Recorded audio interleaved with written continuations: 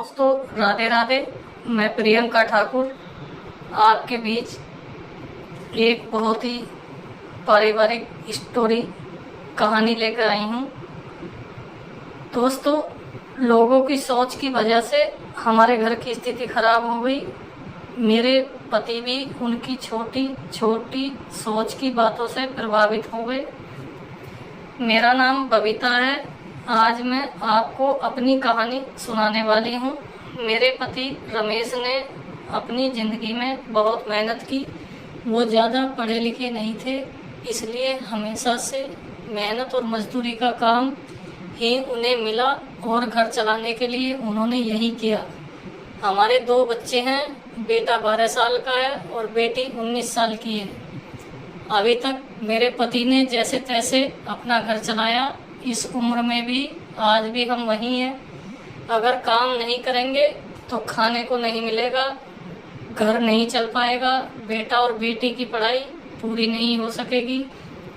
मेरे पति की अब ऐसी स्थिति नहीं थी कि वो मेहनत और मजदूरी कर सके। उनसे अब यह काम नहीं होता था। अब हम क्या करेंगे, कैसे अपनी ज़िंदगी को आगे बढ़ाएं, कैसे कमाएं, मुझे और मेरे पति को यही चिंता खा जा रही थी। नौकरानी नहीं है तो अब क्या। फिर मुझे एक दिन बैठे यह ख्याल आया कि क्यों ना हम एक छोटा सा होटल खोल लें शहर के बाहर, जहाँ से खाना खाने लोग आते रहते हैं। वहाँ छोटा सा खोखा बनाकर चाय और खाने का एक छोटा होटल खोल सकते हैं। मैंने अपने पति से यह कहा। उन्होंने कहा कि दुकान खोलने के लिए पैसे, मैंने कहा खोखा लगाना है, बस उसके लिए पैसे लगेंगे, बाकी सारा खाना बनाने का सामान घर से ले जा सकते हैं। थोड़े पैसे मैंने अपने रिश्तेदार से मांगे ताकि हम अपना छोटा सा होटल शुरू कर सकें। उसके मन में अभी भी संकोच था तो बार बार मना कर रहे थे, लेकिन मैंने कहा हम एक बार कोशिश करते हैं और ज़्यादा कुछ नहीं लगेगा। कुछ दिनों तक मनाने के बाद वो मान गए और हमने एक छोटा सा होटल शुरू कर दिया। पहले दिन में मेरे पति वहाँ अपनी हाट पर बैठे थे, लेकिन कुछ खास ग्राहक नहीं आए। होटल छोटा और ऊपर से सभी खाने वाले पहले ही अपने होटल फिक्स किए होते हैं कि उन्हें कहाँ रुकना है और कहाँ खाना है। पहला दिन निराश भरा था। कुछ दिन ऐसे ही गए। कोई इक्का दुक्का लोग चाय पीने रुका करते थे, लेकिन इतना नहीं होता था कि हम उससे अपना घर चला सकें। मेरे पति फिर से किसी काम की तलाश में लग गए। उन्हें एक काम मिल गया जहाँ पैसे कम थे लेकिन कम मजदूरी थी। उन्होंने वो कर लिया, लेकिन मैंने होटल पर जाना नहीं छोड़ा। अब मैं अपने बेटे और बेटी के साथ वहाँ जाने लगी। हमने हिम्मत की, नहीं हारी और धीरे धीरे कुछ लोग हमारे यहाँ आने लगे। 1 महीने में ग्राहक और भी ज़्यादा आने लगे। कोशिश करते करते अब हमारे यहाँ रुकने लगे थे। उन्हें घर जैसा खाना मिल रहा था, इसलिए हमारा छोटा सा होटल चल निकला। मेरे पति जितना कमाते उससे ज़्यादा अब होटल से कमाई होने लगी।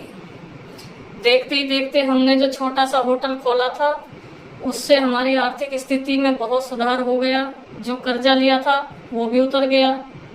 हमें एक नई उम्मीद मिल गई थी। सब कुछ अच्छा चल रहा था। होटल को खोले 4 महीने हो गए थे। हमारे चेहरे पर रंगत आ गई थी। लेकिन फिर ऐसा कुछ हुआ जिसके बारे में मैंने सोचा भी नहीं था। एक दिन घर से जब हम लोग होटल के लिए जा रहे थे तो मेरे पति कहते हैं होटल आज से बंद, कोई भी अब वहाँ नहीं जाएगा। यह कहते वक्त वो बड़े ही गुस्से में थे। ऐसा गुस्सा मैंने उनके चेहरे पर आज तक नहीं देखा। मैंने बोला क्या हुआ, क्या बोल रहे हो, इतना अच्छा हमारा होटल चल रहा है, आपको क्या हो गया आज। वो बोले, मैंने कहा ना कोई अब वहाँ नहीं जाएगा, ना तू ना तेरी बेटी। मैंने बोला आप शांत हो जाइए, आपकी तबीयत ठीक नहीं है, आप आराम करें, हम लोग इस बारे में बात करते हैं।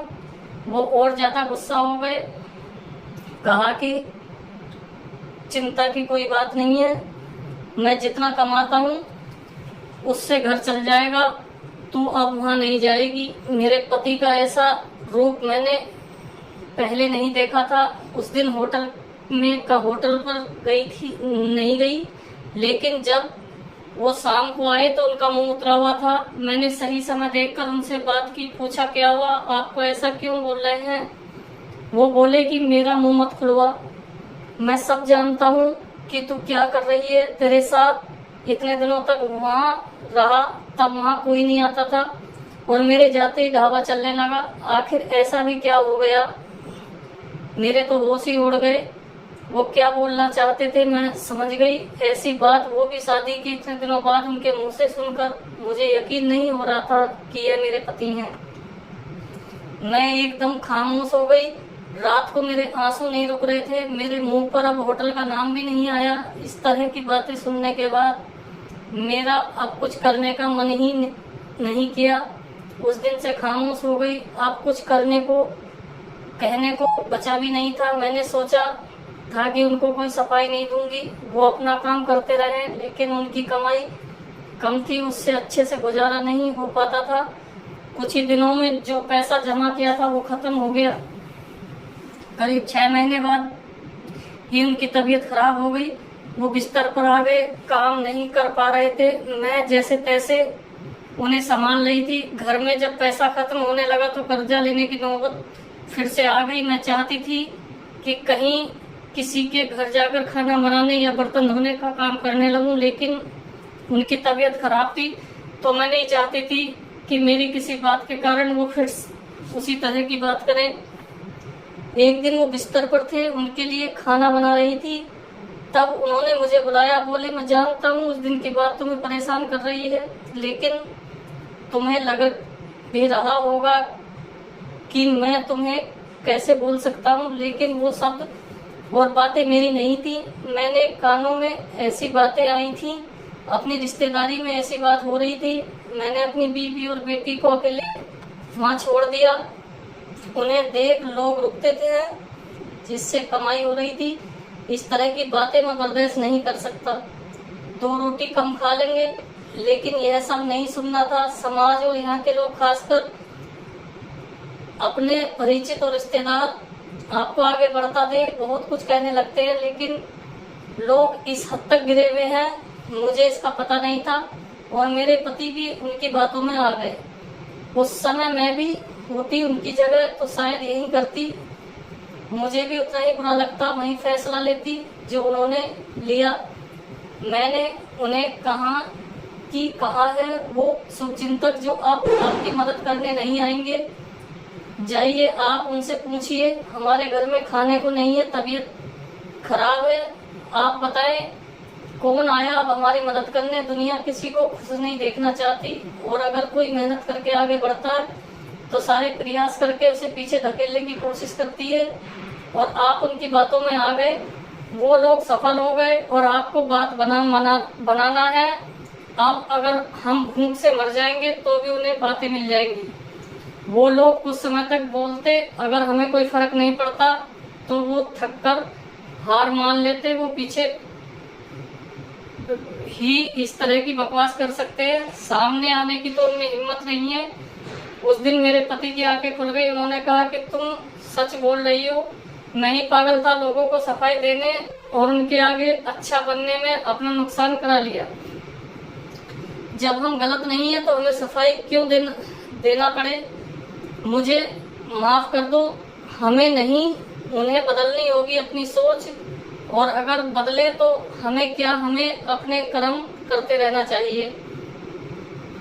क्या अब हम फिर से कुछ कर सकते हैं। मैंने कहा कभी भी देर नहीं हुई है, हम अब भी कर सकते हैं। मेरे पति बोले मैं भी आज अब तुम्हारा साथ दूंगा अगर तुम चाहो तो। हाँ कहा और फिर एक बार कोशिश की, थोड़ी मुश्किल हुई लेकिन धीरे धीरे गाड़ी फिर पटरी पर आने लगी। दोस्तों, हमें किसी भी रिश्तेदार, किसी भी अपने परिचित से तानों में आके अपने घर को बर्बाद नहीं करना चाहिए, क्योंकि हमारे अपने ही सबसे बड़े दुश्मन होते हैं। दोस्तों, अगर आपको यह हमारी कहानी कैसी लगी हमें कमेंट करके जरूर बताएं। इस तरह की अच्छी अच्छी कहानियाँ आप हमारे YouTube चैनल प्रियंका कहानी पर पढ़ सकते हैं, कहानी को देख सकते हैं। दोस्तों, जय हिंद, जय श्री राम, राधे राधे।